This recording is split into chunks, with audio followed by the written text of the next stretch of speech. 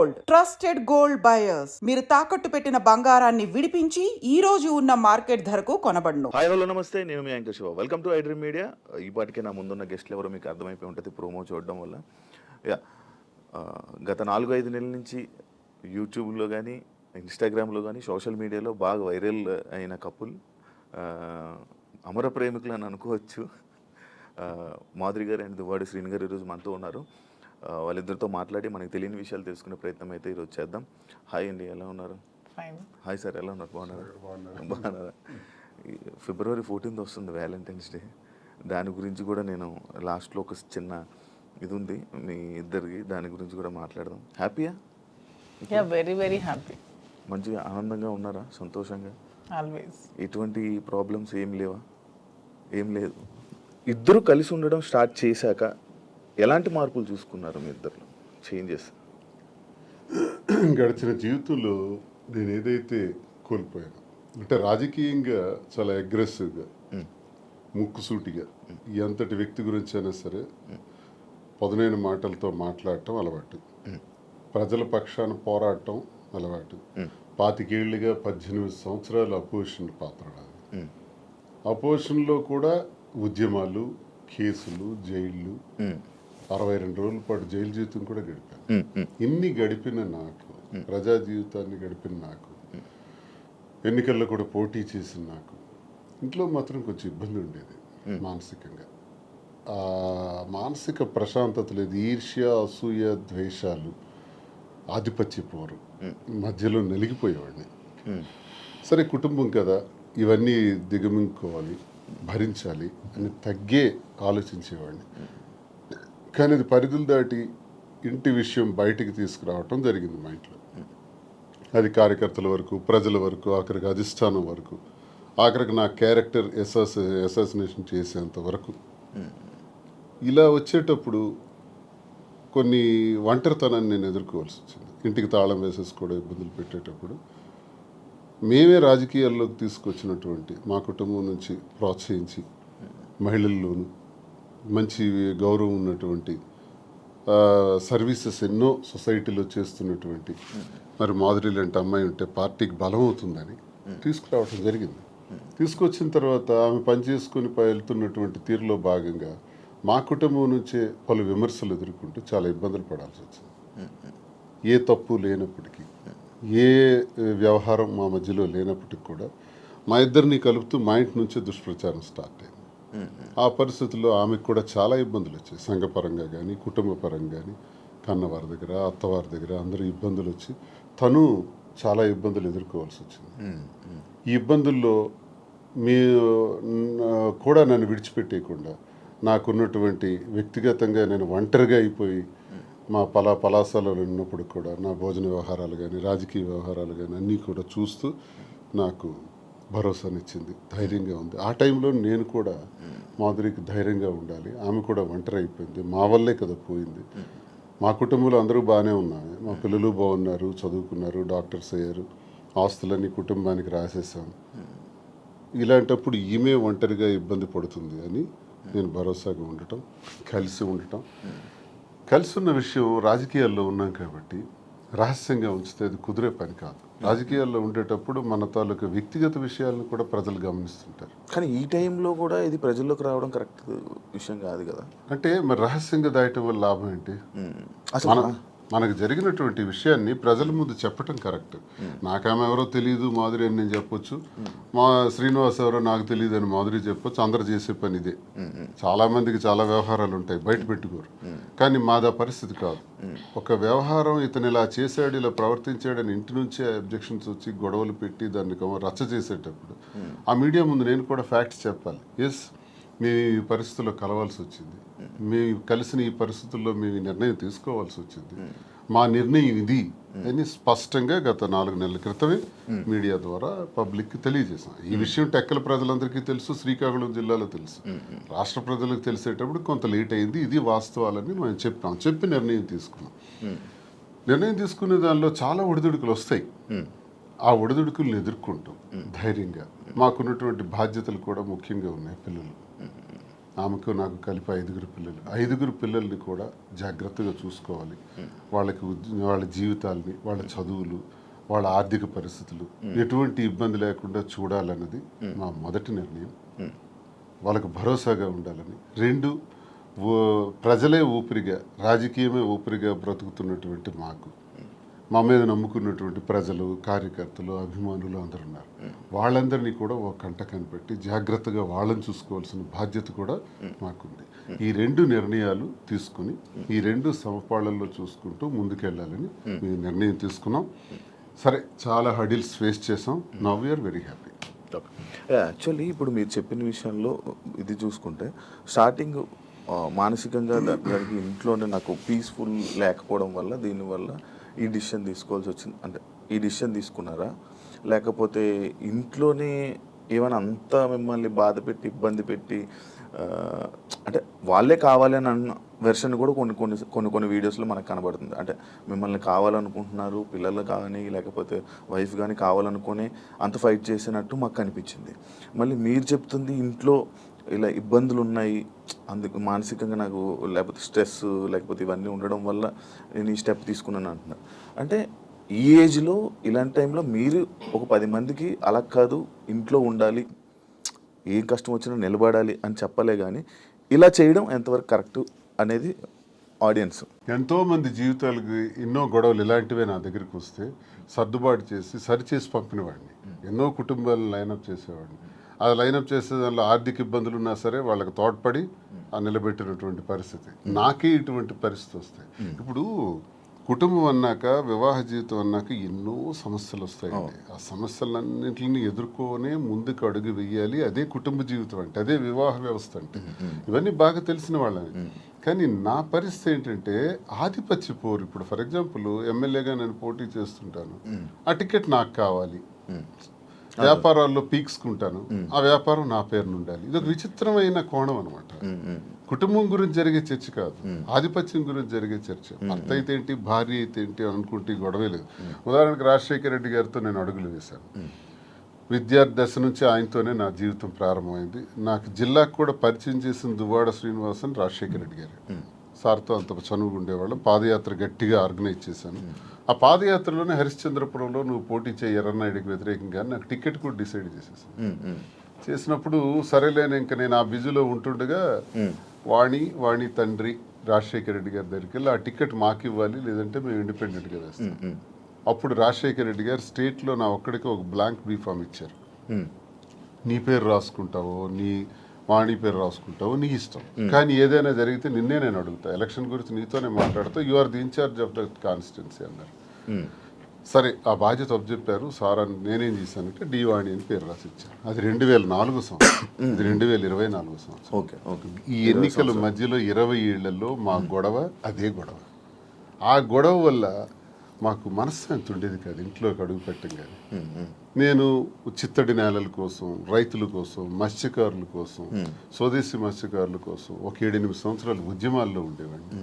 ఆ ఉద్యమాల్లో నా మీద కేసులు, 18 కేసులు, 62 రోజులు జైలు జీవితం, నా మీద ఫైరింగ్ ఆర్డర్స్, ఇదంతా ఒక జీవితం. వీటన్నింటికి కూడా ఇంట్లో నుంచి సపోర్ట్ ఉండేది కదా. జైల్లో ఉండేటప్పుడు కూడా నన్ను పరామర్శించడానికి కూడా వచ్చే పరిస్థితి ఉండేది కాదు. ఇవన్నీ అనుభవించినా నా గుండెల్లోనూ దాచుకున్నాను. లాస్ట్కి మాధురేనే అమ్మ. ఇప్పుడు 28 ఏళ్ల నా జీవితంలో, 25 ఏళ్ల నా రాజకీయ జీవితంలో ఎప్పుడు నా దగ్గరికి మహిళలు రాలేదా? నేను ఎప్పుడైనా ఎవరితోనైనా అసభ్యంగా ప్రవర్తించానా? ఎవరితోనైనా అసభ్యంగా బిహేవ్ చేయలేదు కదా. మరి ఎందుకు ఇప్పుడే వచ్చింది నా మీద? ఎప్పుడు లేనిది ఇప్పుడే ఎందుకు క్రియేట్ చేశారు? కేవలం ఇది రాజకీయంగా వాడుకోవాలి, అంటే నన్ను బదనాం చేయాలి. అంటే మీ ఇద్దరి మీద, మీ ఇద్దరు రిలేషన్లో ఉన్నారని ఫస్ట్ రూమర్ స్టార్ట్ చేశారా? మీకు లేకపోయినా కూడా తను రాజకీయంగా వచ్చింది, నేను రాజకీయంగా ఉన్నాను. ఓకే, ఇలా వస్తున్న వాళ్ళందరి మీద రూమర్స్ క్రియేట్ చేసేయచ్చా? అది ఇంట్లో నుంచి క్రియేట్ అయితే ఎంత పెద్ద సమస్య అవుతుంది. అది తప్పని చెప్పకుండా ఒకటి టికెట్ కోసం ప్రాధాన్యత, టికెట్ కోసం ఒక ప్రయత్నం. ఈ ప్రయత్నాలు నేను ఎలా తట్టుకోవాలి? పిల్లల్ని అల్లారు ముద్దుగా పెంచి, గుండెల మీద పెంచి ఒక స్థాయికి తీసుకొచ్చి, కుటుంబాని కోసం తలగ్గి, ఆఖరికి టికెటే కదా కావాలి. అధిష్టానాన్ని నేను రిక్వెస్ట్ చేసా, టికెట్ ఆమెకి ఇచ్చేయండి అన్నాను. నేనే తగ్గిపోయాను. అప్పుడు వాణికి అధిష్టానం ద్వారా టికెట్ నేనే ప్రకటింపజేశాను. కానీ మళ్ళీ ఆమె గ్రాఫ్ కోల్పోయిన తర్వాత మళ్ళీ ఆ టికెట్ నాకే రావటం, నేనే పోటీ చేయాల్సిన అవసరం వచ్చింది. సో 100 మెట్లు దిగే నేను ఆమెకు అంగీకరించాను. అప్పటికీ కాంప్రమైజ్ కాలేదు. ఆ తర్వాత తాళం వేసేస్తున్నారు ఇంటికి. ఆ ఇంటికి తాళం వేసేటప్పుడు తలుపులు తన్నుకుని లోపలికి వెళ్ళలేక కాదు, అసలు మనసులో ఏం నడుస్తుంది. టికెట్ కావాలని టికెట్ తీసుకున్నారు, ఇంటికి తాళం వేశారు, సమాజంలో అభాస్పాలు చేశారు. ఇంక నేను ఎలా బ్రతకాలి? కారులో 7-8 రోజులు పడుకున్నాను. ఆఖరికి మా మదర్ దగ్గర వెళ్ళి ఒక ఏడాది కాలం పట్టున్నాను. ఇవన్నీ టెక్కల ప్రజలకు తెలుసు, ఇవన్నీ మీలాంటి వాళ్ళు ఎంతమందికి తెలుసు. ఇన్ని బాధలు పడిన తర్వాత, ఇంటికి తాళం వేసిన తర్వాత, మనసులో నేను ఉండకూడదు, శ్రీనివాస్ నాకు అక్కర్లేదు అనుకునేటప్పుడు నేనేం చేయగలను? అలాంటిది ఎలక్షన్ తర్వాత కూడా ఇంటి మీదకి వచ్చి, ఇంటి మీద కూడా గొడవ పెట్టి, అక్కడ నేను టెంపరీగా కట్టుకుని ఇంటి మీద, నువ్వు ఇక్కడి నుంచి పోవాలి. కోరికలు ఏంటంటే టెక్కల నుంచి బయటకు పో, ఎక్కడైనా ఉండు, మాధురితో ఉంటావో ఇంకెలా ఉంటావో నాకు అనవసరం, టెక్కల్లో మాత్రం నువ్వు ఉండటానికి వీల్లేదు. ఇలాంటి విచిత్రం. ప్యాంటు షర్ట్ గాడు అంటాం, లుంగీ షర్ట్ గాడు అంటాం, వాడికి ఏముందని చెప్పటం, మేమే తిండి పెట్టి పోషించాం, వాడు ఒక పూర్ ఫ్యామిలీకి చెందినవాడు అంటాం. అవునండి, ప్యాంటు షర్ట్ లుంగీ షర్ట్ గాడు భార్య అంటే వాళ్ళ అమ్మని, మా అమ్మని తిట్టడం, మా తమ్ముళ్ళని తిట్టడం, కుటుంబాలని అవమానపరచడం ఎంత భరిస్తాం? మీరు మీడియాలోనే చూసారు ఈ మాటలన్నీ. ఇవన్నీ భరించుకుంటా తల్లిని తిడితే భరించాలి, తమ్ముళ్ళని తిడితే భరించాలి, నన్ను అవమానపరిస్తే భరించాలి. ఇవన్నీ భరించుకుంటానే ఉన్నాను 28 ఏళ్ళు పిల్లల కోసం. కానీ మరి తనది రహస్యంగా ఉంచలే. అది 4 walls మధ్య సెటిల్ అయ్యింటే నిజంగా ఆ అభిమానంతో భర్తే కావాలని తను అనుకుంటే మాధురి ఇంట్లో ఉండేవారు, నేను నా ఇంట్లో ఉండేవాడు. కథ ఇంతవరకు వచ్చి ఉండేది కాదు. పరిస్థితులు, ప్రభావాలే మమ్మల్ని ఇంతవరకు తీసుకొచ్చిన ఈ పరిస్థితుల్ని మనం రహస్యంగా ఉంచుకోకూడదు, ప్రజలకు చెప్పాలి. ప్రజలకు వాస్తవాలను తెలియజేస్తే వాస్తవాల ద్వారా వాళ్ళు మంచి చెడులను గ్రహించి ప్రజలే దేవుళ్ళని నమ్మిన నేను ప్రజలకు ఇవి నేను తెలియజేస్తే వాళ్ళే మనకు అగ్రభాగాన్ని కూర్చోబెట్టగలరు, లేదా అధోపాతాళానికి తొక్కేయగలరు. ప్రజలకు ఆ శక్తి ఉంది. కాబట్టి ప్రజలకే చెప్తే నాకు న్యాయం జరుగుతుందని నేను నమ్మాను.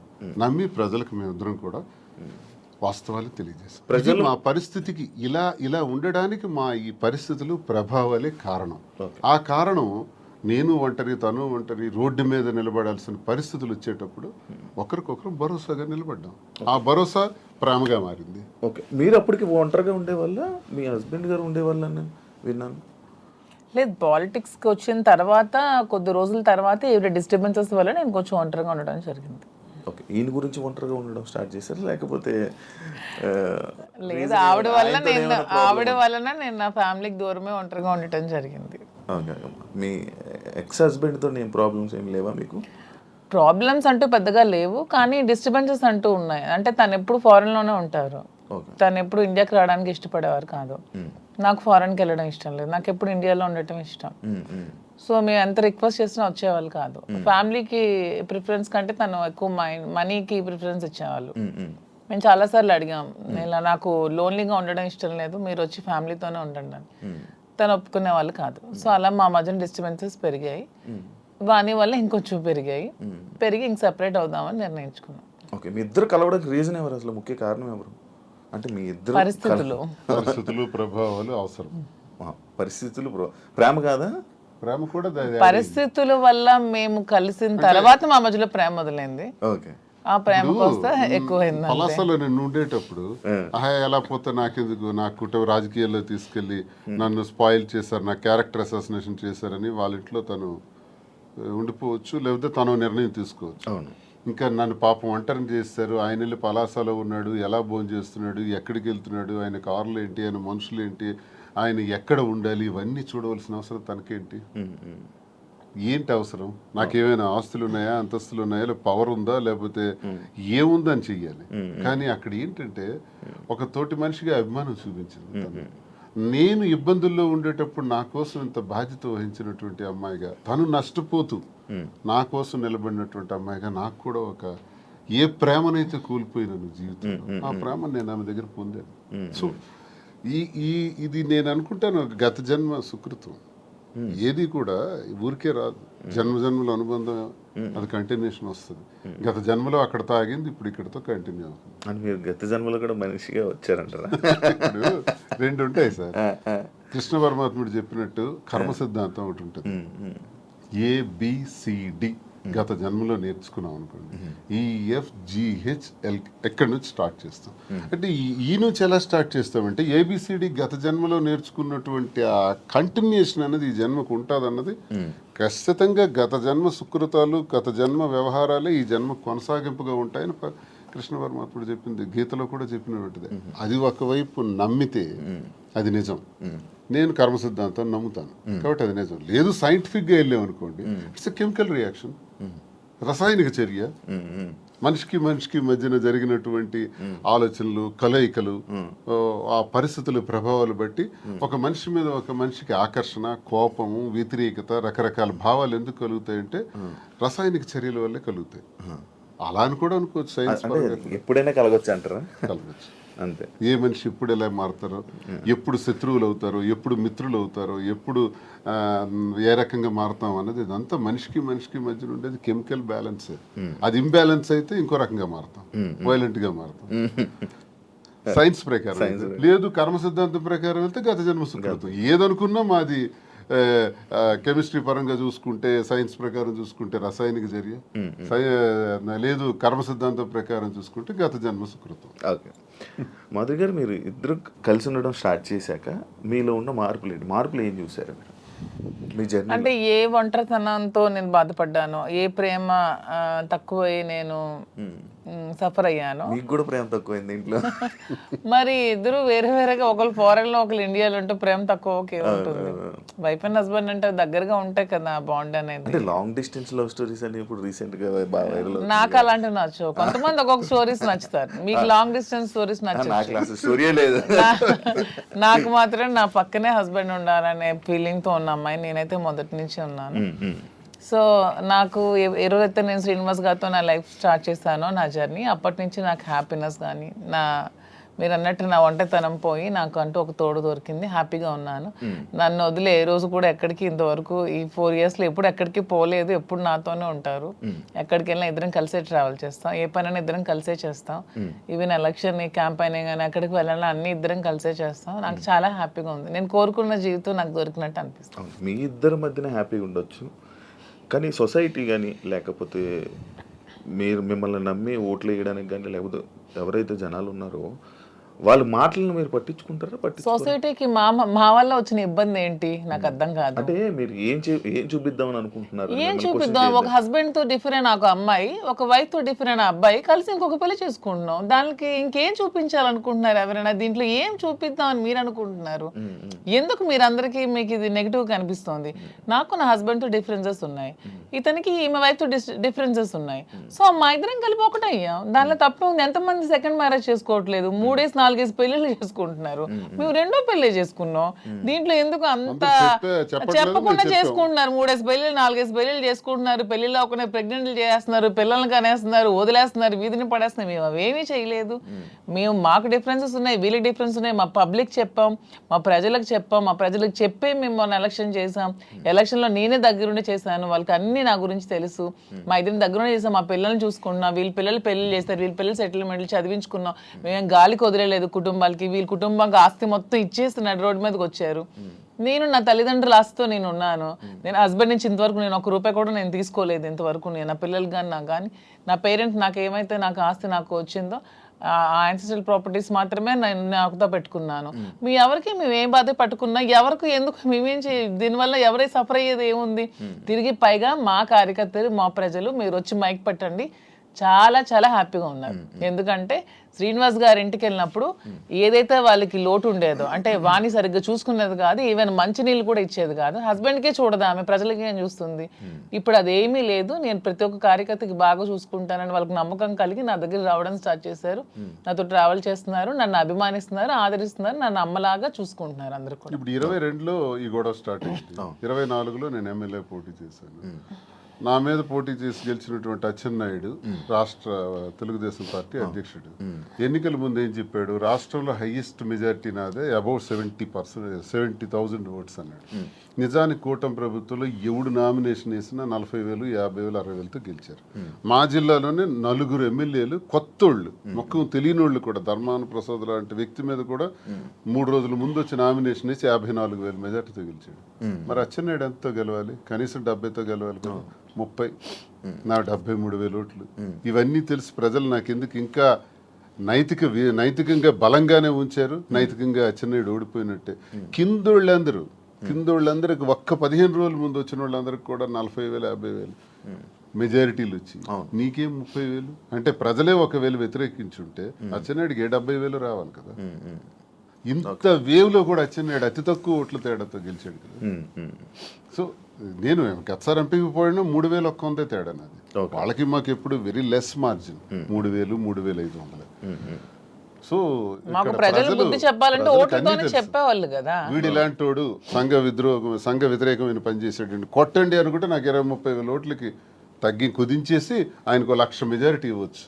అది జరగల ఇంత వేవ్ లో కూడా. అదే మాకు ప్రజలు. అయినా పర్సనల్ లైఫ్ ని ప్రైవేట్ లైఫ్ కి ఏంటి సంబంధం అండి? ఇది మా ఫ్యామిలీస్ మధ్యలో ఉన్న డిస్టర్బెన్సెస్ తో మేము ఒకటే. పర్సనల్ లైఫ్ ప్రైవేట్ రహస్యంగా ఉంటూ అబద్ధాలు ఎవడైతే ఆడతాడో వాడు దొంగ. పర్సనల్ లైఫ్ ను ఓపెన్ గా తెరచిన పుస్తకంలో జనం ముందు చెప్పేస్తే దొంగలు ఎలా అవుతాం? వాస్తవం చెప్పిన వాళ్ళు అవుతాం. ప్రజలే గుర్తించారు, ప్రజలే గౌరవిస్తున్నారు. ఈ రోజు మాకున్న గౌరవం పెరిగింది సమాజంలో. ప్రతి ఒక్కళ్ళు ఎక్కడ చూసినా సార్ ఒక సెల్ఫీ అంటారు. కార్లు ఓవర్టేక్ చేసుకుని స్పీడ్గా వచ్చి ఫోటో కావాలని అడుగుతున్నారు. డాక్టర్స్, ఇంజనీర్లు, పెద్ద పెద్ద ఎంప్లాయీస్, ఉన్నత స్థాయి వాళ్ళు, పోలీస్ ఆఫీసర్స్, పెద్ద పెద్దోళ్ళు కూడా. ఒక పెద్ద ఆఫీసర్ అయితే మొన్న చేయి తీసుకొని గుండె మీదలో పెట్టుకొని పెద్దగా ఊపిరి తీసాడు. ఏం సార్ ఏంటి అంత ఎమోషన్ అవుతున్నారు ఏంటంటే మీరంటే నాకు ఇష్టం సార్. ఆయన ఏం అర్థం చేసుకున్నారు? పెద్ద ఆఫీసర్. ఇంకా చాలా మంది పేర్లు చెప్పకూడదు. వాళ్ళు ఏం అర్థం చేసుకున్నారు? ప్రతి ఒక్క జీవితంలో కూడా కథ ఉంది. ఆ కథ చాలా మంది చెప్పలేక భరిస్తున్నారు. మేము చెప్తాం. ఇప్పుడు మీరు ఇన్స్పిరేషన్ అంటారు, చాలా మందికి ఇన్స్పిరేషన్. ఆవేశం ఎలా వస్తుంది? వాళ్ళ కళ్ళల్లో ఆర్ద్రత ఎలా వచ్చింది? ఆ సంతోషం ఎలా వచ్చింది? 1,600 ఉన్నటువంటి యూట్యూబ్ మా ఫాలోవర్స్ ఈ రోజు 1,00,000 దాటారు. 1,45,00,000 వ్యూవర్షిప్ ఎలా వచ్చింది? ఇదంతా ఎక్కడి నుంచి వచ్చింది? అభిమానంతో వస్తుంది. అభిమానమా కాంట్రవర్సీ అంటారు? కాంట్రవర్సీ ఎందుకు రావాలంత? ఫాలో అప్ ఎందుకు చేయాలి? న్యూస్ కదా, లేటెస్ట్ న్యూస్ కదా, లేటెస్ట్ రెండు ఉంటాయి. ప్రతి ఒక్కరికి రెండు ఉంటాయండి. ఎవరికైనా సరే 2 కోణాలు ఉంటాయి. ఏ మనిషికైనా సరే విమర్శలు ఉంటాయి, పొగడ్తలు ఉంటాయి, రెండు ఉంటాయి. అవన్నీ బ్యాలెన్స్ చేసుకొని వెళ్తేనే జీవితం. రావణుడిని మెచ్చింది ప్రజలే, రాముడిని మెచ్చింది ప్రజలే. రెండు ప్రజలు. మీకు రావణుడు ఇష్టం ఉండొచ్చు, నాకు రావణాసుడు అంటే ఇష్టం. ఎవరి లైఫ్ స్టైల్ వాళ్ళది. నాకు రావణాసుడు హీరో, నేను హీరోగా చూస్తాను. సార్ రాముడు అంటే హీరో. అది ఎవరి ఇష్టం వాళ్ళది. ఎలా చూస్తున్నారు? రాముడు అనుకుంటున్నారు, రావణాసుడు? నేను డిఎస్ఏ అనుకున్నాను. డిఎస్కి ఒక బ్రాండ్ ఉంది, దువ్వాడ శ్రీనివాస్ అంటే ఒక బ్రాండ్. ఎవరితో కంపేర్ చేయను. ఈ స్పెషల్ అంటే. సార్ మీ బిజినెస్ అన్ని వదిలేసారా? వదిలేదు, అన్ని లాగేసుకున్నారు. మేమేం బిజినెస్ వదిలేదు. మైన్స్ కంపెనీ ఎప్పుడు మైన్స్ ప్రపంచ స్థాయిలో కూడా ఐకాన్ బ్రౌన్ గ్రానైట్ ఓనర్ గా మంచి పేరు ప్రఖ్యాతులు సంపాదించాం. మైన్స్ లో బాగా పీక్స్ కి వెళ్ళాను. ఈ గవర్నమెంట్ ఉంటే ఒకలాగా, లేకపోతే రిజల్ట్ రోజు ఈవినింగ్ లాగేసుకున్నాం. 4వ తారీఖు ఎన్నికల ఫలితాలు వచ్చాయంటే ఆ సాయంత్రం కల్లా నా మైన్ ఒక్కసారి కొట్టి పంపించేశారు. ఈ రోజు వరకు పర్మిట్స్ ఇవ్వట్లా. 61 కోట్లు లాస్ సడన్ గా గవర్నమెంట్ రావటం వల్ల, కూటమి ప్రభుత్వంలో అచ్చెన్నాయుడు వీళ్ళు టార్గెట్ పెట్టారు. సరే ఇవన్నీ చేస్తుంటారు వాళ్ళు, భరిస్తారు. శ్రీను గారు అంత మైనింగ్ కంపెనీలు అలాంటి పెద్ద పెద్ద బిజినెస్లు చేసిన మీరు రీసెంట్గా చీరలు బిజినెస్లోకి తీసుకొచ్చేసారని చెప్పి కామెంట్స్ తీసుకొచ్చి కామెంట్స్. దానికి బిజినెస్, సారీస్ బిజినెస్ కాదా? ఏదైనా బిజినెస్ ఏనండి. దానిలో కామెంట్ చేయడానికి ఏముంది? ఇప్పుడు శ్రీనివాస్ గారు ఎప్పుడు మైన్స్ బిజినెస్, తను ఫస్ట్ నుంచి కూడా. పర్లాకిమిడిలో వరల్డ్ ఫేమస్ మెటీరియల్ తను అక్కడ ఉంది. పర్లాకిమిడిలో తను క్వారీ చేశారు. ఆ క్వారీని కూడా ఇలా లిటిగేషన్స్ పెట్టి కేసులు పెట్టేసి ఇతను ఓడిపోగానే వాళ్ళ పార్టీ రాగానే టీడీపీ హయాంలో క్లోజ్ చేసేసారు. దాన్ని నిలదక్కుని పాపం మళ్ళీ కొత్తగా టెక్కల్లో స్టార్ట్ చేశారు. దాన్ని కూడా మొన్న రిజల్ట్ రోజు ఈవినింగే మొత్తం కూల్ చేశారు. కోర్టులో కాంట్రాక్ట్స్ వర్క్స్ చేశాం మేమిద్దరం. దాన్ని ఆపేశారు. సో ఇంకేం చేయాలి? నాకు ముందు నుంచి కూడా ఈ శారీస్ విషయంలో నాకు ఒక ప్యాషన్ ఉంది. నాకు ఒక ఫ్యాషన్ మీద ఒక ప్యాషన్తో, ఇంట్రెస్ట్తో నాకు ఈ శారీస్ స్టోర్ పెట్టాలని ఎప్పటి నుంచో ఆలోచన ఉంది. దట్టు ఈ శారీస్ బిజినెస్ ఏంటి, పాలిటిక్స్కి సంబంధం లేకుండా ఉండే బిజినెస్, పీపుల్కి మాకు, పబ్లిక్కి మాకు రిలేటెడ్గా ఉండే బిజినెస్ అనేది ఈ శారీస్ బిజినెస్. ఎందుకంటే మేము పబ్లిక్ ఎంత ఫెయిర్గా ఉంటే వాళ్ళు నచ్చితే మా దగ్గరికి వస్తారు, కొనుక్కుంటారు, వెళ్తారు. సో దీనిలో పొలిటికల్ ఇంటర్ఫీరెన్స్ అంటూ ఏమీ ఉండదు. సో అందుకని నేను శ్రీనివాస్ గారికి ఇంతవరకు మనం మైండ్స్ ఇవన్నీ చేసి ఎప్పుడు కోల్పోతూనే ఉన్నాం, ఎప్పుడు కూడా నిలదొక్కుకోలేదు. ఈ 4 years లో కూడా 30-40 crores వరకు పెట్టాం, లాస్ అయిపోయాం. మళ్ళీ ఇదే స్టార్ట్ చేసాం, మళ్ళీ నెక్స్ట్ టైం పార్టీ వస్తుందో రాదో, మళ్ళీ ఏమవుతుంది, పొలిటికల్గా ఇబ్బంది పడుతున్నాం. కాబట్టి ఇదన్నిటికీ డిఫరెంట్గా మనం తెలంగాణ అంటే ముందు నుంచి శ్రీనివాస్ గారికి నాకు హైదరాబాద్ మా ఫేవరెట్ ప్లేస్, మా ఇద్దరికి కూడా. హైదరాబాద్ ప్రజలు కూడా చాలా మంచి మనసున్న మనుషులు, ఎవరు వచ్చినా ఆదరిస్తారు, బ్రతకడానికి బ్రతుకు తెరువునిస్తుంది హైదరాబాద్. అదొక చాలా పెద్ద ప్రపంచం హైదరాబాద్ అనేది, చాలా మందికి లైఫ్ నిస్తుంది. సో ఈ ప్లేస్ ని మనం చూస్ చేసుకుందాం. వెన్ కంపేర్ టు నాకున్న ఫ్యాన్ ఫాలోయింగ్ లో ఒక 10% ఆంధ్రాలో ఉంటే 90% నాకు హైదరాబాద్ లోనే ఉన్నారు. అంత మంచిగా నన్ను ఆదరిస్తున్నారు. సో మనం ఫస్ట్ బిజినెస్ హైదరాబాద్ లో స్టార్ట్ చేద్దాం. నాకు ఇంట్రెస్ట్ ఉంది, మీరు కొంచెం సపోర్ట్ చేయండి. అపార్ట్ ఫ్రమ్ యువర్ పాలిటిక్స్ నా కోసం ఒక 10% టైం మీరు కేటాయించి బ్యాక్ ఎండ్ లో ఉంటూ నాకు సపోర్ట్ చేయండి అని చెప్పాను. చెప్పగానే శ్రీనివాస్ గారు కూడా దీనికోసం మేము 5-6 months నుంచి దీని మీద మేము వర్కౌట్ చేసాం. కొన్ని షాప్స్ కి తిరిగాం. వీవర్స్ ప్రైస్ కంటే కూడా వీళ్ళు ఎక్కువ ప్రైస్ కి అమ్ముతున్నారు షాప్స్, రిటైలర్స్.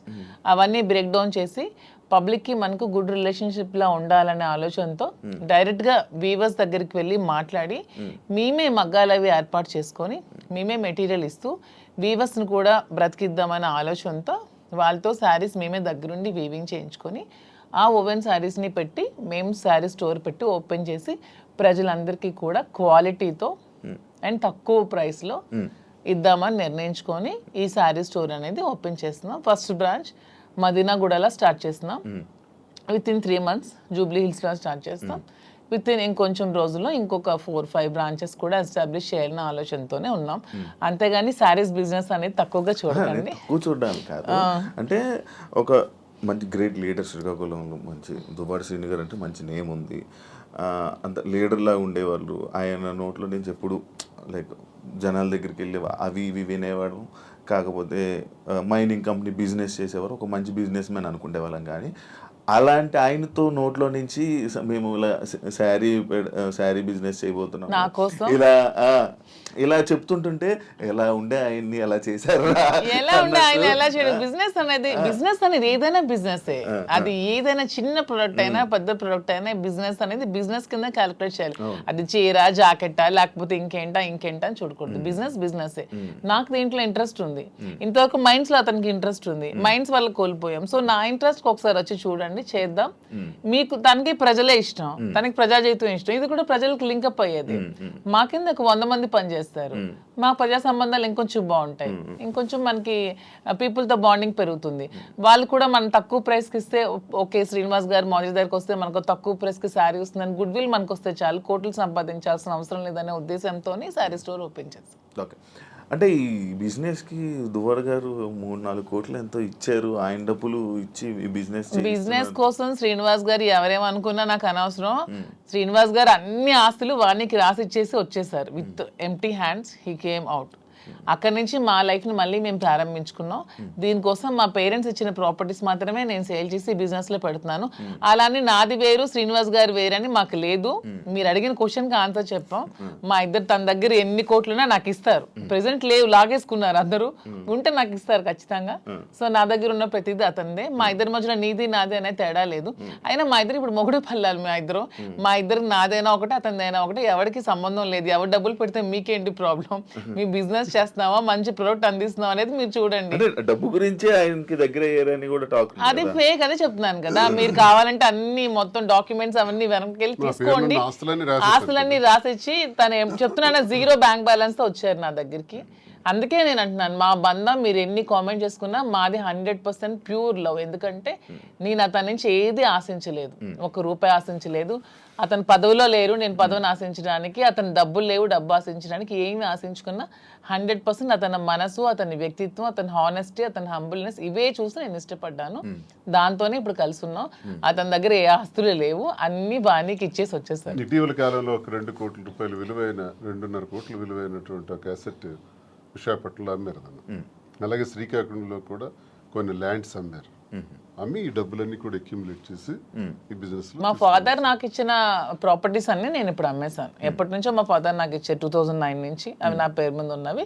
ఇప్పుడు బిజినెస్ కోసం నేను అమ్మేసి మరి బిజినెస్ స్టార్ట్ చేశాను. అంటే మీరు స్టార్టింగ్ అంటే ఆయనకి పరిచయం అవ్వకముందు నుంచి, రాజకీయంలోకి రాకముందు నుంచి మీరు డబ్బులు మేము ఫైనాన్షియల్ గా వెల్ సెటిల్డ్. మా ఫాదర్ వాళ్ళు వెల్ సెటిల్డ్, మా హస్బెండ్ వాళ్ళు కూడా వెల్ సెటిల్డ్. అన్ని వెల్ సెటిల్డ్ ఫ్యామిలీ ఫైనాన్షియల్ గా. మాకు ఫైనాన్షియల్ గా ప్రాబ్లమ్స్ కానీ ఏమి కూడా లేవు, ఎప్పుడు కూడా లేవు. వెల్ సెటిల్డ్ ఫ్యామిలీనే. ఇప్పుడు వీటి కోసం మేము ఆస్తులు అమ్మాల్సి వచ్చింది, లేకపోతే ఆస్తులు అమ్మాల్సిన అవసరం కూడా లేదు. ఎందుకంటే ఎలక్షన్ లో ఉన్న డబ్బులు కొంచెం ఉంటే అవి కూడా కోల్పోయాను. మా ఇద్దరు ఉండడానికి ఇల్లు కూడా కట్టుకున్నాం, దానికోసం కొంచెం డబ్బులు పట్టవలసి వచ్చింది. సో ఇప్పుడు మళ్ళీ బిజినెస్ స్టార్ట్ చేయడానికి ఈ ప్రాపర్టీస్ అమ్మాల్సి వచ్చింది. లైక్ అంటే ఈ కామెంట్స్ రావడానికి గల రీజన్స్ ఏంటంటే, మీరు అది కొన్ని వీడియోస్ మీ డ్యాన్స్ చేసి సంబంధించిన వీడియోస్ కొన్ని సోషల్ మీడియాలో వైరల్ అవ్వడం జరుగుతుంది. అది మీరేనా? అది ఇప్పటికీ చెప్తున్నాను, అది నేను కాదు. అసలు ఆ మనిషి కూడా నా అలాగే లేదు. అది ఎందుకు ఎవరికి అనిపించింది, ఎవరికి పెట్టాలనిపించిందో కావాలనే కూటమి ప్రభుత్వం వాళ్ళే ఖచ్చితంగా దీన్ని ఈ పిల్ల సైనిక్ గారు ఉంటారు కదా బచ్చాగాళ్ళు, ఆ బచ్చాగాళ్ళు ఈ కొంతమంది కలిపి ఐటీడీపీ అని ఇదొన్న పేజ్లో పెట్టి అనవసరంగా ట్రోల్ చేశారు. అలానే డాన్స్ చేసే అమ్మాయిని నేనేం కామెంట్ చేయట్లేదు. నాకు రికార్డింగ్ డాన్స్లు, నాకు స్టేజ్ల మీద డాన్స్ చేసుకోవాల్సిన అవసరం నాకైతే ఎప్పుడూ లేదు. ఎనీబడి కెన్ ప్రూవ్ చేసుకోండి. సార్ అప్పుడే చెప్పారు, ప్రూవ్ చేసుకుంటే నేను 1 crore rupees వాళ్ళకి గిఫ్ట్ ఇస్తానని మొన్న ఛానల్లో కూడా. నాకు అవసరం లేదు. అలానే నేను ఒకటే చెప్తున్నాను, ఎవరి బ్రతుకు తెరువు కోసం వాళ్ళు చేసుకుంటారు. ఇదే డాన్స్ స్టేజ్ మీద పబ్లిక్ గా బట్టలు ఇప్పి చేస్తున్నారు, వాళ్ళేమో హీరోయిన్లు అంటున్నారు. స్టేజ్ మీద చేస్తే స్టేజ్ రికార్డింగ్ డాన్సర్లు అంటారు, నానా రకాల పేరు పడుతున్నారు. నేను ఎవరి అమ్మాయిని కామెంట్ చేయట్లేదు. నాకైతే మీరు వెళ్ళి మా ప్లేస్ లో ఎంక్వైరీ చేసుకోండి, నేను పుట్టిన ప్లేస్ లో, మా అత్తగారి ప్లేస్ లో. ఈ విమర్శలు చేసేవాళ్ళు ఎవరైనా ఆ అమ్మాయి మాధురి అని ప్రూవ్ చేస్తే 1 crore ఇస్తాం. ఒకవేళ వాళ్ళు ప్రూవ్ చేయలేకపోతే వాళ్ళు సరెండర్ అవుతామంటే అమ్మాయి ఎవరో కూడా మేమే తెచ్చి పెడతాం. ఎందుకు అమ్మాయిని బయటికి లాగాలి, పెళ్లి చేసుకుని హ్యాపీగా ఉంది కాబట్టి.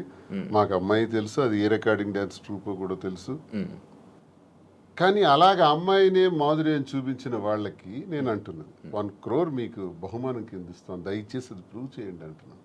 అంటే చీప్ ట్రిక్స్ ప్లే చేయడం, ట్రోల్ చేసి ఎందుకు అలా ట్రోల్ చేయాల్సిన అవసరం ఏముందో నాకు అర్థం కాదు. అలా చేస్తే ఏమొస్తుంది? అంటే ఇప్పుడు మాధురికి నాకు మేము ఒక మనసుతో ఉన్నాం కదా, మరి అలా చేస్తే ఏమొస్తుంది మీకు? ఎవడా చేసేవాడు? రికార్డింగ్ డాన్స్ చేసే అమ్మాయిని పెళ్లి చేసుకుని, రికార్డింగ్ డాన్స్ అమ్మాయిని డోవర్స్ని పెళ్లి చేసుకుని నీకేంటి నొప్పి? పెట్టినోడికి ఏంటి నొప్పి? అలాగైతే మీరు డాన్స్ చేసి మీరే ఒప్పుకున్నట్టు. నేను కాదు కదా, నేను ఒప్పుకోవడానికి అమ్మాయి నేను కాదు. నేనైతే నిజంగా నేను ఒప్పుకుంటాను. I'm very bold and straight forward. నేను ఒప్పుకుంటాను. If it is me I will agree. నేనే అదే, నేను డాన్స్ చేసిన వీడియోస్ చాలా ఉన్నాయి, నేను పెట్టుకుంటున్నాను కదా. నేను చేసి నేనే పెట్టుకుంటాను. నేను అది కానప్పుడు నేను ఎలా ఒప్పుకుంటాను? అలానే అదే అంటున్నాను, ఒకవేళ డాన్స్ చేసిన అమ్మాయినే దువ్వాసం చేసుకుంటే మీకేంటి పెయిన్? అమ్మాయి మాత్రం అమ్మాయి కాదా, ఆడపిల్ల కాదా? ఎందుకు అంత ట్రోల్ చేయాల్సిన అవసరం ఏముంది? అంత నెగిటివిటీ స్ప్రెడ్ చేయాల్సిన అవసరం ఏముందని అడుగుతున్నాను నేను. ఒకవేళ ఆ అమ్మాయే మాధురి అని ప్రూవ్ చేయాలనుకుంటే 1 crore బహుమతి ఇస్తాం, తీసుకురండి అంటున్నాం. ఎవరైతే వచ్చారో వాళ్ళకి.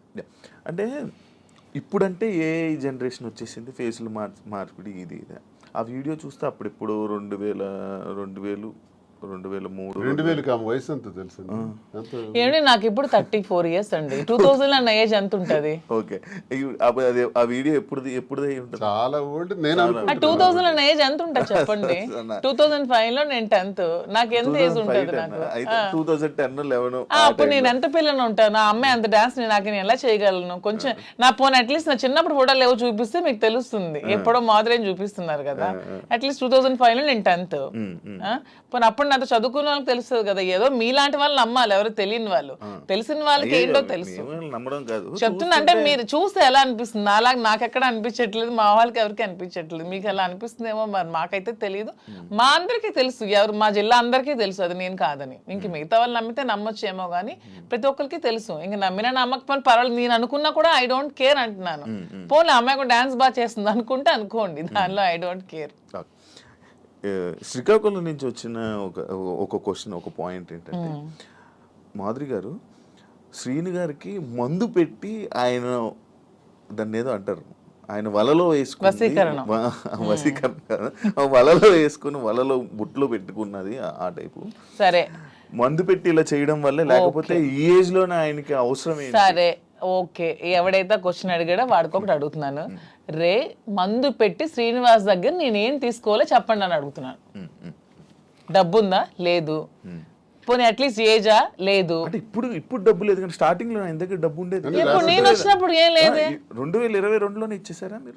ముందు నుంచి వాళ్ళ ప్రాపర్టీస్ అన్ని ఉన్నాయి. ఏ రోజు కూడా నేను 1 రూపీ కూడా అతని దగ్గర తీసుకోలేదు. తన పేరునే ఉన్నాయి, తర్వాత మిగతా రాసేస్తారు. రీసెంట్ గా 4 నెలల క్రితం జాఫర్ గారికి ఇంటర్వ్యూ ఇచ్చిన టైంలో కూడా she saying everything false allegations అండి. నాకేం రాసి ఇవ్వలేదు, నాకు అసలు ఏం లేదు, ఆయన ఇలా దూరం ఉండి ఇలాగా ఇల్లు ఇచ్చేసాను, ఈ ఇల్లు ఇచ్చేసాను అని చెప్తున్నారా తప్ప నాకు ఎటువంటి ప్రాపర్టీ ఏమి ఇవ్వలేదు. ఆ ఫ్యాక్టరీ రాసేసిన డాక్యుమెంట్స్ ఉన్నాయి ఎన్నికలకు ముందే, ఎన్నికలకు 20-25 days ముందే రాసేసాను అన్ని. నా పేరుని ఏదైతే ఉన్నాయో నా పేరున మీరు ఇవి తీయండి, మా ఎఫిడవిట్ వేస్తాం కదా ఎమ్మెల్యేగా పోటీ చేసినప్పుడు, ఎఫిడవిట్ లో ఏ అసెట్స్ ఉన్నాయో మీకు తెలుస్తాయి. ఆ అసెట్స్ ఈ రోజుకి నా పేరును ఉంటే you can anybody can challenge. ఈ రోజు ఆ అసెట్స్ నా పేరునే ఉండాలి కదా. మొన్న నా పేరున ఎఫిడవిట్ లో ఎమ్మెల్యేగా పోటీ చేసినప్పుడు ఉండే అసెట్స్ ఇప్పుడు ఎందుకు లేవు? ఏమైనా అసెట్స్ తన పేరును ఉన్నాయో లేదో ఒకసారి వెరిఫై చేయండి, తెలుస్తుంది. ఎవిడెన్స్ ఉంటుంది కదా ప్రతిదానికి. అదే ఆ కామెంట్ పెట్టినోడికి అడుగుతున్నాను, శ్రీనివాస్ గారిని మందు పెట్టి తీసుకోవడానికి ఏముంది? సరే మీరు ఇప్పుడు అన్ని ఆస్తులు రాస్తారు కదా, ఇప్పుడు అన్ని ఆస్తులు రాసేసి ఉన్నానని చెప్తున్నారు కదా, మరి ఇప్పుడు అన్ని ఆస్తులు రాసాక నా ఆస్తులు అమ్మి పెట్టి ఉండాల్సిన అవసరం నాకేముంది? వాడు ఎవడైతే కామెంట్ పెట్టాడో వాడికి 2 క్వశ్చన్స్ అడుగుతున్నాను. ఒకటి, ఆస్తుల కోసమే తీసుకొని ఉంటే అతని ఆస్తులన్నీ వదిలేసి వచ్చాక నా ఆస్తులు అమ్మి అతని దగ్గర ఉండాల్సిన అవసరం ఏముందని ఎవడైతే కామెంట్ పెట్టాడో వాడికి అడుగుతున్నాను. ఇంకొకటి పాయింట్, మీ మహేష్ ఎక్స్ హస్బెండ్ ఎవరైతే ఉన్నారో ఆయన స్టార్టింగ్ లో వచ్చారు ఏంటి దానికోసం ఇప్పుడు నేను చెప్పి నేను అడిగిపోయాను అతను చెప్పిన కామెంట్స్ కోసం. స్టార్టింగ్ లో వచ్చారు, ఈ మధ్య అసలు కనిపించట్లేదు. ఏమైనా డబ్బులు ఇచ్చి వాళ్ళని ఆయన్ని మేనేజ్ చేశారు? డబ్బులు ఇచ్చి మేనేజ్ చేయడానికి they are well settled family. వాళ్ళు ఆర్థోడాక్స్ ఫ్యామిలీ, రిచ్, టెక్కలకే రిచ్ వాళ్ళు. వాళ్ళ ఫాదర్ ఎవరు అడిగినా చెప్తారు, వాళ్ళ ఫాదర్ టెక్కల్లోనే రిచెస్ట్ ఫ్యామిలీ. వాళ్ళ ఫాదర్ కి 100 acres ఉండేవి. మనకంత స్థితిలో ఏమీ లేము. ఫస్ట్ లాయర్ శ్రీకాకుళం డిస్ట్రిక్ట్ మొత్తానికి మొదటి లాయర్ అతనే. హైకోర్టు నుంచి జడ్జెస్ కూడా వచ్చి అతనికి సన్మానం చేశారు. అతను ఇప్పుడు ఎక్స్పైర్ అయ్యారు. కానీ రిచెస్ట్ ఫ్యామిలీ వాళ్ళు. తలగాములు ఇప్పటికీ వాళ్ళకి ల్యాండ్ అసెట్స్ అన్నీ ఉన్నాయి. వాళ్ళకి ఏం డబ్బులు అవ్వాల్సిన అవసరం లేదు. తను చక్కగా మెరైన్ చీఫ్ ఇంజనీర్ జాబ్ చేసుకుంటున్నాడు, హ్యాపీగా ఫారెన్ లో ఉన్నాడు. 1 రూపీ కూడా వాళ్ళకి ఇవ్వాల్సిన అవసరం. తప్పు మేము ఇలా ఉన్నదానికి వాళ్ళ ఫ్యామిలీని బ్లేమ్ చేయకూడదు, అది చాలా తప్పు. వాళ్ళ ఫ్యామిలీ చాలా మంచి ఫ్యామిలీ. వాళ్ళేం ఫైనాన్షియల్ గా మా దగ్గర ఏముందని మీ వాళ్ళకి ఇవ్వడానికి? ఇప్పుడు మ్యూచువల్ అండర్స్టాండింగ్, మేము మ్యూచువల్ కన్సర్న్ తోనే మేము విడిపోయాం. మా దగ్గర ఏముంది మీ వాళ్ళకి ఇవ్వడానికి? ఇప్పుడు ఎవరు చేయాల్సిన అవసరం లేదు. వాళ్ళు అమ్ముతున్నాం, అదే ఆస్తులు బిజినెస్ కోసం ఆస్తులు అమ్ముతున్నాం. చాలా వరకు అమ్మాలి, పెట్టుబడులు చాలా ఎక్కువ అవసరం కదా, కొంచెం భారీగానే చేయాలనుకుంటున్నాం కాబట్టి బిజినెస్. సో అందుకని వాళ్ళని తప్పు పట్టడం అనేది చాలా తప్పు. వాళ్ళని ఎవరైతే కామెంట్ చేస్తారు దేవుడు కూడా క్షమించుడు అలా అంటే, అది చాలా తప్పు. వాళ్ళని ఇందులో లాక్కూడదు. ఇప్పుడు మీరు పూర్తిగా హైదరాబాద్ లో ఉంటారా లేకపోతే ఇక్కడ? శ్రీనివాస్ గారు కంప్లీట్ గా అక్కడే ఉంటారు. నేను హైదరాబాద్ లో ఉంటే చూసుకుంటాను. శ్రీనివాస్ గారు అవసరం ఇక్కడ ఏదైనా నాకు ఉందనిపించినప్పుడు తను వచ్చి వెళ్తూ ఉంటాను. మీరైతే ఇంకెక్కడే? నేను ఇక్కడే ఉంటాను హైదరాబాద్ లో. అంటే ఇక్కడ చాలా మంది బొటిక్లు ఉన్నాయి, లైక్ మీది కూడా ఒక బొటిక్ లాంటిదే కదా? నాది బొటిక్ కాదండి, కంప్లీట్ స్టోర్. ఇక్కడ చాలా స్టోర్స్ ఉన్నాయి, చాలా బొటిక్స్ ఉన్నాయి. ఇప్పుడు యూత్ కానీ లేకపోతే ఇప్పుడు రీసెంట్ టైమ్స్లో అందరూ బొటిక్స్ వైపు లేకపోతే అటువైపు ఎక్కువ అవగాహన చూపిస్తున్నారు. లైక్ అవి తీసుకుందాం, అవి చేసుకుందాం అనేవి. బట్ మీది ఎందుకు సక్సెస్ అవుతుందని అనుకుంటున్నారు? మీరు అన్ని ఉండగా మీ దగ్గరికి ఎందుకు రావాలి? Yeah, of course correct point అడిగారు. అన్నీ ఉండగా నేను సక్సెస్ అవుతానని నమ్మకం నాకుంది. ఎందుకంటే నేను ఫస్ట్ ఆఫ్ ఆల్ నేను ప్రతి ఉమెన్కి కూడా క్వాలిటీ ప్రొడక్ట్ ఇవ్వాలనుకుంటున్నాను. కొన్ని వెరైటీస్ ఉన్నాయి, టస్సెస్, ఆర్గాంజాస్, రాసిల్స్, చాలా వెరైటీస్ ఉంటాయి. కానీ దాంట్లో అందరూ చాలా మంది ప్యూర్ ఇవ్వకుండా డూప్లికేట్స్ ఇస్తున్నారు. ఫస్ట్ ఫీల్ అనేది ఉమెన్ గా కంఫర్ట్ మాకు ఉంటుంది. మీకు నచ్చినా నచ్చకపోయినా ఫస్ట్ కట్టుకునేటప్పుడు శారీ అనేది మా కంఫర్ట్, మాకు నచ్చాలి, మాకు అది తెలియాలి. ఈ ప్యూరిటీ అనేది నాకు తెలియాలి. శారీ ప్యూరిటీ కానీ శారీ కంఫర్ట్ కానీ నాకు తెలియాలి. అదే మేము థీమ్తో ఫస్ట్ నేను ప్యూరిటీ అనేది కస్టమర్కి ఇవ్వాలనుకుంటున్నాను. సో ఈ సోకాల్డ్ ఈ షాప్స్, ఈ బొటిక్స్ లాగా డబ్బుల కోసం మేము వ్యాపారం చేయట్లేదు. మాధురి దగ్గరికి వెళ్తే మాకు ఖచ్చితంగా ఒక మంచి క్వాలిటీ తక్కువ రేట్లో బడ్జెట్లో వస్తుందనే నేను మోటోనే పెట్టుకున్నప్పుడు when compare to other shops నా దగ్గర రేట్ తక్కువ ఉన్నప్పుడు కస్టమర్ అనేవాళ్ళు నా దగ్గరికే వస్తారు. వచ్చినప్పుడు వాళ్ళు వెళ్ళేటప్పుడు హ్యాపీగా వెళ్తారు. సో వెళ్ళేటప్పుడు మళ్ళీ సెకండ్ టైం వస్తారు. నేను కూడా ప్రతి బ్రాండ్స్కి ఏదో హీరోయిన్స్నో సెలబ్రిటీనో పెట్టుకునే వదిలే నా కస్టమర్స్ని నేను బ్రాండ్గా పెట్టుకుంటే వాళ్ళకే తక్కువ రేట్కి ఇస్తే వాళ్ళే నా కస్టమర్స్ నాకు బ్రాండ్ అంబాసిడర్స్ అవుతారు. వాళ్ళే 10 మందికి వెళ్ళి చెప్తారు, వాళ్ళు ఇంకొంతమందికి చెప్తారు పలానా దగ్గర షాప్లో తక్కువ రేట్ ఉంది, బాగుంది, క్వాలిటీ ఉంది, ప్యూర్ ఉంది, అప్పుడు నా దగ్గరికి వస్తారు. సో కస్టమర్సే నా బ్రాండ్ అంబాసిడర్స్. దీన్ని అవన్నీ బ్రాండ్ అంబాసిడర్స్ కూడా పెట్టుకోవట్లేదు. ఇప్పుడు నా దానికి నేనే బ్రాండ్ అంబాసిడర్గా ఉన్నాను. ఫ్యూచర్లో నా కస్టమర్స్నే బ్రాండ్ అంబాసిడర్గా చేసుకుందాం అనుకున్నా. నేనే మోడల్స్ని కానీ హీరోయిన్స్ని కానీ అవన్నీ కూడా చేసుకోవట్లేదు. వాళ్ళకి కోట్లు లక్షలు ఇచ్చే బదులు నా కస్టమర్ తక్కువ ప్రైస్లో ఇస్తే వాళ్ళే నా బ్రాండ్ అంబాసిడర్గా ఉంటారని నేను అనుకుంటున్నాను. సో ప్యూరిటీ, క్వాలిటీ, రేట్ రీజనబుల్గా ఉన్నప్పుడు నా దగ్గర కాకుండా కస్టమర్ ఎక్కడికో ఎందుకు వెళ్తాడు? నాకు డబ్బులు అవసరం లేదు, నాకు కావాల్సింది గుడ్ విల్, ప్రజలతో సత్సంబంధాలు బాగుండాలి. ఎందుకంటే మేము రాజకీయంగా ప్రజా జీవితం నుంచి వచ్చాం కాబట్టి ప్రజలతోనే మా జీవితం ఎక్కువ ముడిపడి ఉంది కాబట్టి ప్రజలకి ఏం కావాలి, ఎలా ఉంటే మేము నచ్చుతాం అనేది మాకు ముందు నుంచి తెలుసు కాబట్టి మేము వాళ్ళతో ఉన్న రిలేషన్షిప్ మెయింటైన్ చేయాలనుకుంటున్నాం కాబట్టి వాళ్ళకి మేము తక్కువ ప్రైస్లో క్వాలిటీ శారీ ఇచ్చి ఓకే మాధురి దగ్గర శారీ బాగుంటుందన్న goodwill within few days లో సంపాదించుకుంటాను. అప్పుడు మీరే రేట్ పెంచిన జనాలు తెలిసిపోతుంది ఖచ్చితంగా. అది నాకు అవసరం లేదంటున్నాను. ఇప్పుడు నాకు లాభం లేకుండా ఇప్పుడు వీవర్స్ దగ్గర నుంచి 10,000కి వచ్చినప్పుడు కొన్ని షాప్స్ లో ఎక్కువ లాభాపేక్షతో అవి 1,00,000కి 2 లక్షలకి అమ్ముతున్నారు. అలా కాకుండా ట్రాన్స్పోర్ట్ కి మాకున్న గమనించింది అంటే మాధురికి ఫ్యాషన్ పట్ల ఎక్కువ ప్యాషన్ ఉంది కాబట్టి నేను బిజినెస్లో రంగంలో నాకు కొంత అనుభవం బట్టి నేనేం చెప్పానంటే మనకి ఎప్పుడు కూడా క్వాలిటీ ఉండాలి, నాణ్యత ఉండాలి. అసలు ఏంటి ఈ రంగం ఏంటి, అసలు ఈ శారీ ఫీల్డ్ ఏంటి, ఈ పట్టు ఫీల్డ్ ఏంటి, పట్టు సిల్క్ ఏంటి ఒకసారి నా కళ్ళారా చూడాలంది. నీకు తెలుసు కాబట్టి నేను తర్వాత వెళ్ళాను, వారణాసి వెళ్ళాము, కోల్కతా వెళ్ళాము, తర్వాత ఇది ధర్మవరం వెళ్ళాము, కంచి, బెంగళూరు, సేలం, కోయంబత్తూర్, ఇలాగ చాలా ప్లేసులు, యాడికి ఇలాంటి ప్లేసుల్లోకి వెళ్ళి డైరెక్ట్గా మగ్గందారుల దగ్గరికి, నేతన్నల దగ్గరికి వెళ్ళాం. నేతన్న పరిస్థితి మేము అక్కడ చూస్తే ఆయన కష్టపడి ఆ నేసే చీర, ఒక చీర నేయటానికంట 1 నెల రోజులు కూడా పడుతుంది, 2 నెలలు పడుతుంది, కొన్ని చీరలు 15 రోజులు పడుతుంది. ఆ చీర ఎంత కష్టపడుతున్నావు కదా, నువ్వు ఎంత అన్నా సంపాదిస్తున్నావు, నీకు ఎంత ఇస్తున్నారంటే ఆయన చెప్పే లెక్కలు చూస్తే ఆయన కూలి కూడా ఆయనకి చాలట్లా, మళ్ళీ కూలి బ్రతుకే. అంటే ఇక్కడ నేను అబ్జర్వ్ చేసింది అంటే ప్రజా జీవితం గడిపిన మాకు ఇంత కష్టపడి ఒక క్వాలిటీ శారీ 15 రోజులు కష్టపడి, 24 రోజులు కష్టపడి చేస్తే ఆయనకు మిగిలింది కూల, అంతకన్నా పెద్దోడు కాడా? నెంబర్ 1. మరొకరు కూడా ఇక్కడ నష్టపోతున్నారు.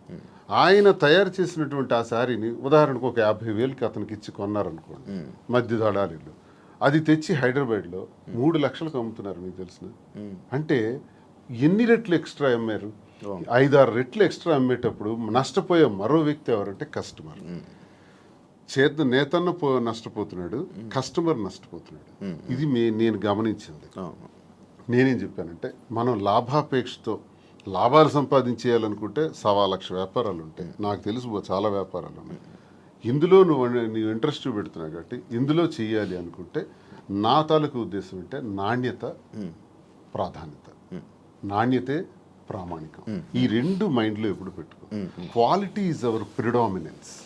ఈ 2 బ్రెయిన్లో పెట్టుకుని ఆ ఏదైతే నేతన్న దగ్గర తీసుకుంటున్నామో ఆ నేతన్నకి మనం ఆర్థికంగా సహకరించి మరికొంత వెసులుబాటునిచ్చి అతను ఆ నేసేటట్లు చేసి అవన్నీ కలెక్ట్ చేద్దామని చెప్పి ఇప్పుడు 4-5 నెలల్లో మొత్తం దేశం నలుమూల నుంచి కలెక్ట్ చేసి దాన్ని స్టోర్లో పెట్టేటప్పుడు దానికి జిఎస్టీలు, ట్రాన్స్పోర్ట్ ఛార్జెస్, ప్రాఫిట్స్, మెయింటెనెన్స్ అన్నీ వేసుకుంటే 50,000 రూపాయల సారీని ఎంత కమ్మొచ్చు? 80,000కి అమ్మండి, 90,000కి అమ్మండి, అయితే 1,00,000కి అమ్మండి. 3 లక్షలు ఏంటండి? ఇది మోసం కదా కస్టమర్కి. మరి 3 లక్షలకు అమ్మిన లాభంలో కొంతైనా నేతనికి ఇస్తున్నావా? అది కూడా నష్టమే కదా నేతనికి. ఈ 2 ఆలోచించి ఈ 2 బ్యాలెన్స్ చేసి బిజినెస్ సక్సెస్ఫుల్గా రన్ అవ్వాలంటే వ్యాపారం పెట్టిన తర్వాత ఆ వ్యాపార యజమాని ఎవరన్నది జనానికి తెలుస్తుంది. వ్యాపారం పెట్టక ముందే మేమెవరమో జనానికి తెలుసు. కాబట్టి మా మీద ఒక ఎక్స్పెక్టేషన్ ఉంటుంది, ఒక నమ్మకంతో మా దగ్గరికి వచ్చేటప్పుడు ఆ కస్టమర్ ఆ కళ్ళల్లో నేను సరైన ప్రైస్ ఇచ్చాను అన్నటువంటి ఆనందాన్ని మేము చూడాలి. అరే నేను ఈ స్టోర్కి వచ్చి చాలా ఎక్కువ డబ్బులు ఇచ్చేసాననే బాధని ఎక్కడ ఏ కళ్ళల్లో కూడా మనం చూడకూడదు అన్నది మా ప్రధానమైనటువంటి ఉద్దేశం. నేతన్న దగ్గర నుంచి కస్టమర్కి మధ్యలో బాధ్యత వహిస్తూ రీజనబుల్ ప్రైస్, సరసమైన ధర ఇవ్వాలన్న దానితో ఇది ప్రారంభించి ఒక 6 బ్రాంచెస్, తర్వాత విజయవాడ, విశాఖపట్నం, రాజమండ్రి, కాకినాడ, బెంగళూరు కూడా అనుకుంటున్నాం. ఇంకా జ్యువెలరీ కూడా స్టార్ట్ చేద్దామని ప్లాన్ చేస్తున్నాం. ఒక మంచి ఆలోచనతో దువ్వాడ శ్రీనివాస్ చీరలు అమ్ముతున్నాడా, దువ్వాడ శ్రీనివాస్ ఇలా అయిపోయాడా, అలాగే ఎవరైనా ప్రచారాలు చేసుకుంటే దువ్వాడ శ్రీనివాస్ రాజకీయం వదిలేడు, పదునైనటువంటి భాష వదలడు, తూర్పార పడ్డానికి ఎంత తోడైనా సరే ఆగే ప్రసక్తే లేదు, ప్రశ్నిస్తాడు. దువ్వాడ శ్రీనివాస్ రాజకీయం అనే గ్రౌండ్ ఫీల్డ్ వదిలేడు. దయచేసి ఆ భ్రమల నుంచి బయటపడమని వాళ్ళకి నేను సవాల్ చేస్తున్నాను. వ్యాపారం చేయాలని మాధురికి సహకారంగా పూర్తిగా ఉంటాను. ఈ తాను చేసే ఈ పట్టు సిల్క్స్లో ఈ స్టోర్స్ని బాగా డెవలప్ చేసే విధంగా, దాంతోపాటు యాడింగ్ జ్యువెలరీ కూడా, విమెన్కి కావాల్సిన వాటి పైన ఆమెకి జ్యువెలరీలో కూడా బాగా నాలెడ్జ్ ఉంది కాబట్టి అవి కూడా పెట్టి అవి కూడా సరసమైన ధరలకి ఇచ్చే విధంగా మేము చేస్తామే తప్ప లాభాపేక్ష కోసం ఏదో అలా తప్పుడు పద్ధతుల్లో లాభం సంపాదించాలనో ఉద్దేశం కదా. అలా అనుకుంటే చాలా వ్యాపారాలు ఉన్నాయి. మా ఉద్దేశం అందుకే కాంచీపురం ఒకళా సిల్క్స్ అని కూడా పేరు పెట్టాం. ఒకళా మాత పేరు. ఒకళా మాత అంటే వెంకటేశ్వర స్వామి తల్లి. దీనికి హిస్టరీ కూడా మేము దానికి కనెక్ట్ అయినాం. ఎందుకు కనెక్ట్ అయ్యంటే వెంకటేశ్వర స్వామి పేరు పెట్టొచ్చు. నేను వెంకటేశ్వర స్వామి భక్తులు, మేము స్వామి భక్తులుగా స్వామి వారి తల్లి పేరు ఒకళా మాత పెడదామని. ఎందుకంటే ఒక చిన్న స్టోరీ ఉంది. ఒకళా మాత ద్వాపర యుగం ముందు యశోదాదేవి, యశోదాదేవిగా కృష్ణుడికి తల్లిగా పుట్టారు. మరి కృష్ణుడికి ఆ యుగధర్మం ప్రకారం, ఆ అవతారం తాలూకా పద్ధతి ప్రకారం ఆయనకి చాలా వివాహాలు జరిగాయి. ఆ వివాహాల్లో ఎక్కడా కూడా యశోదాదేవి పాత్ర లేదు. అప్పుడు ఆమెకు కోరుకుంటుంది, నా కొడుక్కి నేను పెళ్లి చేయలేకపోయానని. అది విష్ణువుకి తెలియజేస్తే విష్ణువు చెప్తారు, అమ్మా ఈ జన్మలో నీకు అది సాధ్యపడలేదు, కలియుగాంతంలో నువ్వు నాకు వివాహం చేస్తావు దగ్గరుండి అని మాటిస్తారు. ఆ మాట ప్రకారమే కలియుగాంతంలో ఆమె ఈ 7 కొండల్లోనే పుట్టి అక్కడే నివసిస్తూ ఓ కుటీరంలో ఉండగా కొన్ని కారణాల వల్ల వైకుంఠం నుంచి ఆ కొండపైనకి రావటం జరుగుతుంది వెంకటేశ్వర స్వామి. అప్పుడు నిరాడంబరుడుగా వచ్చి ఆ కుటీరానికి చేరినప్పుడు ఆమె చూస్తారు,